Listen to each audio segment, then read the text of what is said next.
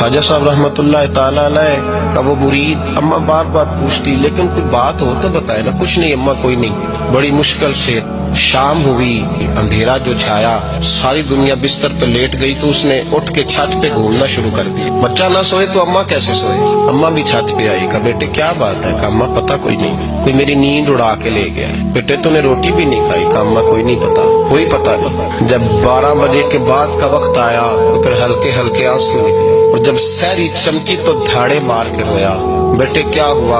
लगा अम्मा मैंने बाबा जी के पास जाना, उसे कह मेहरबानी करे, मैंने ये जुदाई मेरे बस का रोग नहीं, अब नहीं मैं नहीं रह सकता। फजर की नमाज पढ़ के तो अम्मा गई, कहने लगी मेहरबानी कर उसे बुला। तो बाबा जी कहने लगे उसे कह अभी तो एक दिन गुजरा है, अभी तो वक्त बड़ा पीछे है। बस अगले दिन की जो शाम हुई तो माँ के कदमों में गिर गया, कहने लगा खुदा का वास्ता उसे कहो मेरा नहीं गुजारा होता। अब अगर उसकी दीद का नशा न मिला तो मर जाऊंगा। हजरत अजमेरी रहमतुल्लाह अलैह के पास अम्मा रोती हुई आई, कहने लगी बाबा मुझे नहीं पता तेरा उसका रिश्ता क्या है, मैं तो माँ हूँ। उसके आंसू गिरते हैं तो मेरा कलेजा फटता है, वो जब रोता है तो मेरी जान निकलती है। मेहरबानी कर उसे दीद का नशा दे, मेरा बेटा है बिलकता है, देखा नहीं जाता। जब ये लफ्ज कहे तो आप फरमाने लगे माँ तो अवैस करनी की हो तो मेरे रसूल दीदार मना कर देते हैं, तो तू माँ बन के आई है तो तुझे कैसे रोक दूं। फरमाया जा उसे कह आ जाए। अब वो वहां से निकला तो दौड़ा आया और आके खड़ा हुआ तो हजरत अजमेरी मुरीदों को सबक पढ़ा रहे थे, किताब खुली हुई थी,